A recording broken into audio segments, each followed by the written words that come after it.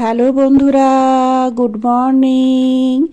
দেখো, প্রতিদিনে আমি শর্ট ভিডিওতে দেখাই যে কিভাবে আমি সকালটা পার করি। তো আজকে দেখো একটু লং করেই দেখাচ্ছি ধীরে ধীরে আমি কিভাবে কাজ করি। আমি তো রূপসার টিফিনটা বানিয়ে নিয়েছি।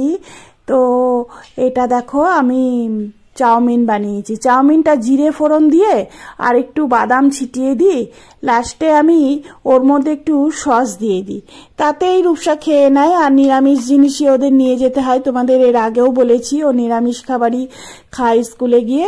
বাড়িতে কখনো কখনো আমিষ হয়ে যায়, মানে কখনো কখনো তো প্রায় দিনই আমিষ হয়, কিন্তু স্কুলেও নিরামিষ খাবারই নিয়ে যায়, যেহেতু সবার সাথে একসাথে লাঞ্চ করতে হয়, কমিউনিটি লাঞ্চ হয় ওদের। তো আমি ধীরে ধীরে যখন কাজ করি তোমাদের দেখাই শর্ট ভিডিওতে অনেক তাড়াতাড়ি, কিন্তু আমি খুব ধীরে ধীরে কাজগুলো করি, তাই জন্য আমি টাইম নিয়ে করি। দেখো কাচের বোতলটা যাতে পড়ে না যায়, আমি তো সেভাবে ধরতে পারি না, আর আমি সব বোতলের মুখ না অল্প টাইট করে রাখি, তাই জন্য আমার ঘরে বড় বড় ইঁদুর আছে। ইঁদুরগুলো না ওই বোতলের মুখ নিয়ে চলে যায়, তেলের বোতলের মুখ। রূপসার পাপা তাই জন্য চেক করে যে আমি ঠিকঠাক লাগিয়েছি তো কোটোর মুখগুলো। সব কোটোরই মুখ আমি লাগাতে পারি না। তো যাই হোক, দেখো তারপরে আমি ধীরে ধীরে রূপসার বুটটা পালিশ করে দিচ্ছি। রূপসার বাবা ড্রাই পালিশ করে, কিন্তু ড্রাই পালিশটা অত উজ্জ্বল হয় না, সেই কারণে আমি বলেছি এইটাই হবে। এইটা প্রায় 100 টাকা দাম নেয়, আর 1 মাস 1.5 মাস চলে যায় এই কালিটা। তা আমার এদিকে সাশ্রয়ও হয়, আর যেহেতু রেগুলার ওকে পালিশ করে দিতে হবে, সেই কারণে এই পালিশটাই আমি করে দিই। তো আমি এই কাজগুলো প্রতিদিনই করি। রূপসার পাপা আগে এই পালিশটা করে দিত, কিন্তু রূপসা বলতাম পাপা অত চকচকে হয় না, কালো হয় না তোমার ওই পালিশটা। তার রূপসার যেটা পছন্দ, আর তাছাড়া আমার সুবিধার্থে। রূপসার পাপা এখন তো চাকরি থেকে চলে এসছে, কিন্তু আগে যখন রূপসার পাপা ছিল না, আমাকে তো পালিশ করে দিতেই হতো। তা আমার হাতের এই কন্ডিশন, সেই কারণে আমি অনেক ভেবেচিন্তে এই লিকুইড পালিশটা নিয়েছি। আর লিকুইড পালিশটা দিলে সঙ্গে সঙ্গে কিন্তু শুকাবে না, রোদ্দুরে দিতে হবে, কিন্তু এত সকালে রোদ কোথায় পাবো? তাই জন্য আমি তখন ভাবলাম, রূপসা বলল মা এই কালিটা তো সব জায়গায় লেগে যাচ্ছে। তা আমার হেয়ার ড্রায়ার আছে, হেয়ার ড্রায়ার দিয়ে চুল শুকায় খুবই কম, কিন্তু সেইটা আমি এইখানে কাজে লাগিয়ে দিই। এখানে একটুখানি দিলেই গরম হাওয়া দিলেই সঙ্গে সঙ্গে শুকিয়ে যায়। আর রূপসার পায়ে সারাদিন যেহেতু বুট পরে থাকে, ওর পায়ে একটা ফোসকা হয়েছিল, ভেতরে ঘাম টাম হয় তো ওখানে কোনো জার্মস তৈরি হয়, সেই কারণে আমি ওই ভেতরটা একটু গরম হাওয়া দিয়ে দিই। আর ওর পাপা না স্কুল থেকে আসার পর রোজ মোজা দুটো হাত দিয়ে কেচে দেয়, আর হাত দিয়ে যেহেতু কাচতে হবে সেহেতু আমি আর ওটা করি না, ওটা ওর পাপাই করে দেয়।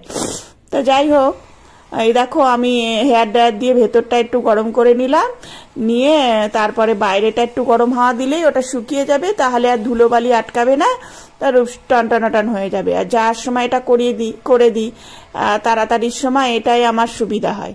তো যাই হোক, রূপসাকে এইভাবে আমি রেডি করি। আমার যখন অপারেশন হয়েছিল তখনও আমার অনেক কষ্টে কাজের মাসি রেখে দিয়ে গেছিল, আর বাবু তো রাত্রিরে ওষুধ খেয়ে ঘুমায়, বাবু সকালবেলা না ঝট করে উঠতে পারে না।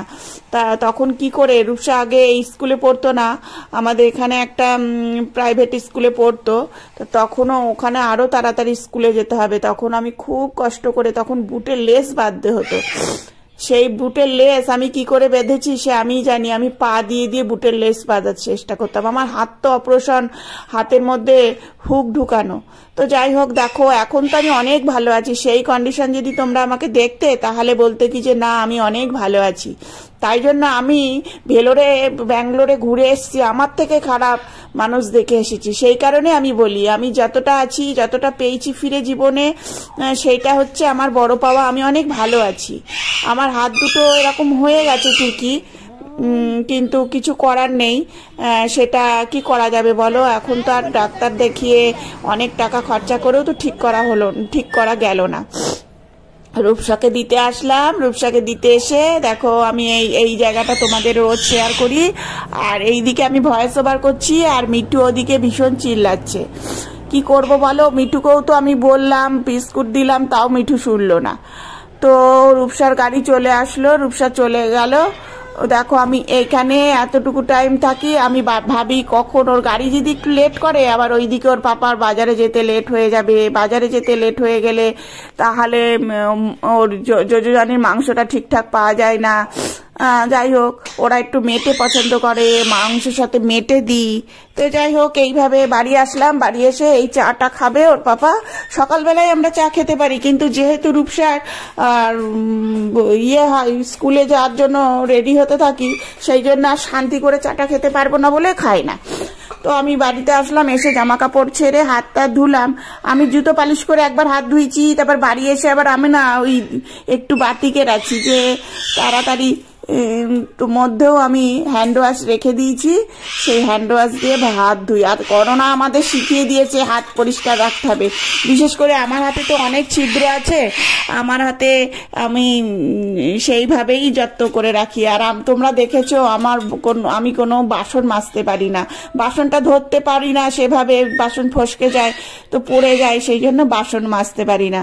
তো মাসিরা, ওই জন্য আমার কাজের মাসি রাখা। আর রোজ তো রেগুলার তো ঘর সেভাবে মোছা যায় না, এত বড় বাড়ি বলো, পরিষ্কার কি করে করব, শরীরের ওপর ভীষণ ধকল পড়ে যাচ্ছে। যাই হোক, তারপরে দেখো চা খেয়ে নিলাম। রূপসার পাপা বাজারে যাবে বলে রেডি হয়ে বসে আছে, বাজারে তোমাদের হাই জানিয়ে দিল। তারপরে রূপসার পাপা চলে যাওয়ার পর আমি রান্নাঘরে আবার চলে আসলাম। বসে থাকলে হবে না, ওর পাপা এসে তাহলে খেতে পারবে না। আমি তাড়াতাড়ি আবার নতুন আটার প্যাকেট ভেঙে, আর ওর পাপা রুটিটাই খায়, কারণ ওই তেল মশলা সকালবেলা খেলে আবার ওর অসুবিধাও হয়। যাই হোক, আমি রুটিটাই বানাই, তাই তোমাদের দেখায়। তবে রূপসাকে রুটি দিই না, রুটি দিলে রুটি শক্ত হয়ে যায় স্কুলে, তখন ওরা খেতে পারে না। তাই জন্য আমি ওকে দিলে একটু ঘি দিয়ে পরোটা দিই, আর নালে চাউমিন দিই, আর জিরে রাইস দিই। জিরে রাইসটা গোবিন্দভোগ চাল দিয়ে করে আমি রূপসাকে দিই। তা যাই হোক, দেখো আজকে তোমাদের এইটা দেখাতে দেখাতে অনেক গল্পই করলাম। ভেতরে কি করি আমি, মানে দুপুরবেলা শুই ঠিকই, 10 মিনিট চোখটা যদি লেগে আসে ঝাট করে উঠে পড়ি যে আমার রূপসাকে আনতে হবে, আমার এডিটিং করতে হবে, ভিডিও এডিটিং করতে হবে, ভিডিও ছাড়তে হবে, সেইগুলো আমার মাথায় চিন্তা থাকে। আর দিনের বেলা যদি শুই না বেশিক্ষণ, তাহলে মাথায় ভীষণ যন্ত্রণা করে। শোবো তো রাত্রেই শোবো, তারপরে রূপসা আসবে, রূপসা খাবে, তখন কি আর শোয়া হয় বলো? তারপরে বিকেলবেলাও রূপসার খেতে খেতে 3:30 বেজে যায়। তারপরে রূপসার বাবা 4টের সময় চা বসায়। আর তোমরা তো দেখেইছো আমি 4টের সময়, আমরা 4টে 4:30-র মধ্যে চা খেয়ে নিই। তো যাই হোক, দেখো দিনে কতক্ষণ বসি, কতক্ষণ কাজ করি, সেটা যদি শেয়ার করতে যাই মানে কত বড় যে ভিডিও হবে তার ঠিক নেই। তা আমি তোমাদের শর্ট ভিডিওর মাধ্যমে ফরওয়ার্ড করে দেখাই, তো তাই তোমরা বুঝতে পারো না। দেখো এক একটা ভিডিও কত কষ্ট করে। আর আমি একদিন শেয়ার করব যে আমি কিভাবে ভিডিও শ্যুট করি, সেইটা আমি একটা যে ক্যামেরায় শ্যুট করি সেটা দেখাবো, আমার ফোনটা। আর আমি আমার ছেলেকে বলবো যে তুই পাশ থেকে দেখা, তা না হলে বুঝতে পারবা না যে আমি কত কষ্ট করি একটা ভিডিও শ্যুট করতে। যাই হোক, তা রূপসার পাপাও অনেক সাহায্য করে, কিন্তু ক্যামেরা করে রূপসা ভালো, রূপসার পাপা বা রূপসার দাদা থেকে। আর আমি না একটুখানি ক্যামেরাটা যদি ঠিকঠাক না করতে পারি, তাহলে তোমাদের কি করে বুঝবো? তোমরা তো আমার এই চোখটা দিয়ে আমার ক্যামেরাটাই দেখছো না, আমার চোখ দিয়ে তো তোমরা দেখছো না, তোমরা ক্যামেরার চোখ দিয়ে দেখছো। তাই জন্য আমি একবার মুছি, এটা অনেক টাইম লেগে যায়। তবে ওর পাপারও খেতে দেরি হয়ে যায় অনেক সময় ওই ক্যামেরা করতে গিয়ে। তা কিছু বলে না যে আমি ক্যামেরা করছি, তো ভালোই লাগে। ও যখন দেখে ক্যামেরার সামনে আসে, তা ও ঠিকই আছে, ও বলে কি যে ঠিক আছে করো। তা যদি কোনোদিন আমি ভিডিও না দিই, সেদিনকে বলে তুমি ভিডিও দিলে না তো। তো যাই হোক, এইভাবেই চলে যাচ্ছে। আর আমি কয়েক মাস এই ইউটিউবে কাজ করছি, আর ইউটিউবে সবার ভিডিও দেখি, তাদের থেকেও শিখি। আর বিশেষ করে আমি যাদের কাছ থেকে চ্যানেলটা খুলেছি আর যারা আমাকে সাহায্য করেছে, সে তো তোমাদের একটা ভিডিওতে বলেইছি কে কার ইয়েতে কার ভিডিও দেখে আমি এই চ্যানেলটা খুলেছি।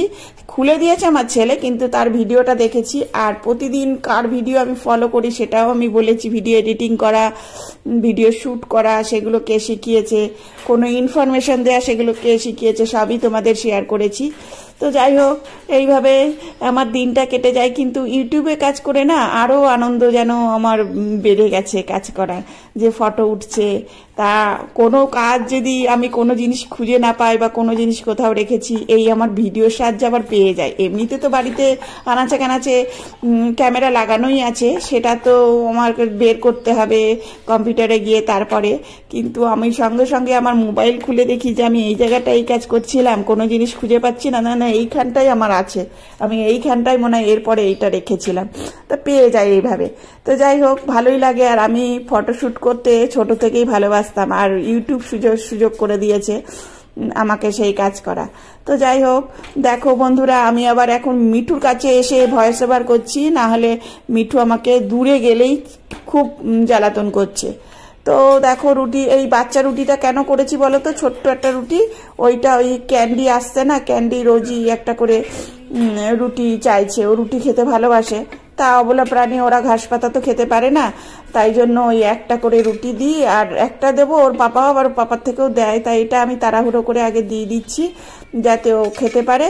ওকে একটুখানি জল দিয়ে একটু নরম করে দিলে খেয়ে নেয়। আর সকালে একটা করে বিস্কুট খেয়েছে, আর কি বলে, তারপর দুপুরে ভাত দেবো ওর পাপা মেখে, মাংস মেটে যা এনেছে থেকেই দেবে। তা এইভাবে ও খাচ্ছে, কি করব, ও এসে পায়ের গোড়ায় কাঁদে, কখন ওর লেগে যাবে কি আমার লেগে যাবে। যাই হোক, আর রূপসা তো পছন্দ করে খুব। আবার আমার ছেলেকেও হাঁসড়ে দিয়েছিল, সেটাও একটা দেখতে হবে যাতে হাঁসড়ে টাসড়ে আর কাউকে না দেয়। তবে ওই ঘটনাটা ঘটতো না, একটা অ্যাক্সিডেন্টলি ঘটে গেছে। বিড়াল কখনো ঝট করে কাউকে কিছু করে না। তো দেখো, এইভাবে আস্তে আস্তে ধীরে ধীরে ধীরে ধীরে আমি কাজ সেরে ফেলি।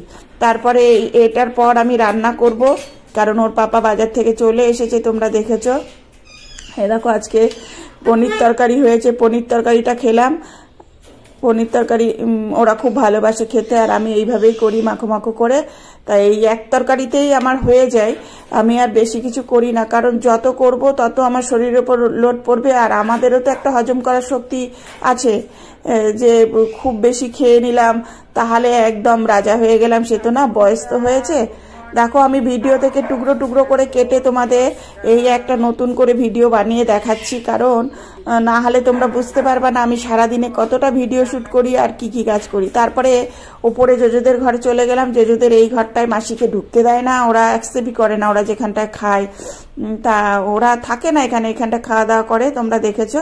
তা এই জায়গাটায় মাসি ঢুকতে পারে না বলে আমাকে এই জায়গাটা প্রতিদিন ধুয়ে দিয়ে আসতে হয়। আর আমি না মুছতে টুছতে পারি না, তো আমি ওই জল ঢেলে ওইভাবে, ওই কায়দাটা আমি নিজেই বের করেছি যে কি করে পরিষ্কার করব, আমার এটা নিজস্ব আইডিয়া।